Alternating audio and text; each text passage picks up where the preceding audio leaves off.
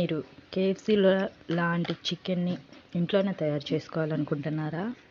అయితే అందుకోసం ముందుగా ఒక అర కేజీ చికెన్ని ఉప్పు నీటిలో నానబెట్టండి. తర్వాత అందులో ఉప్పు, పసుపు, కారం, ధనియాల పొడి, గరం మసాలా, మిరియాల పొడి, పెరుగు, అల్లం పేస్ట్ అన్నీ వేసి కలిపి మ్యాగ్నేట్ చేయండి. ఈ మ్యాగ్నేట్ చేసిన మిశ్రమాన్ని 4 అవర్స్ వరకు ఫ్రిడ్జ్లో ఉంచండి.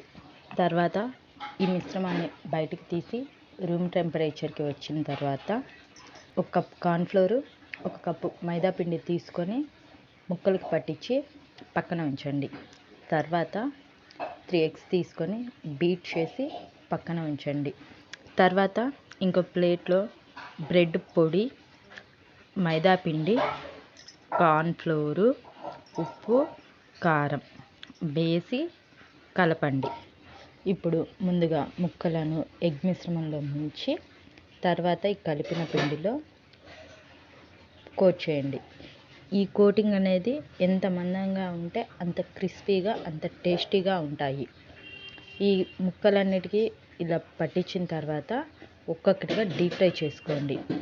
ఇప్పుడు ఇవి ఎర్రగా క్రిస్పీగా అయ్యే వరకు వేయించండి. ఇలా నా స్టైల్లో కేఎఫ్సీ చికెన్ని ట్రై చేసి చూడండి. ఎలా వచ్చిందో కామెంట్ చేయండి.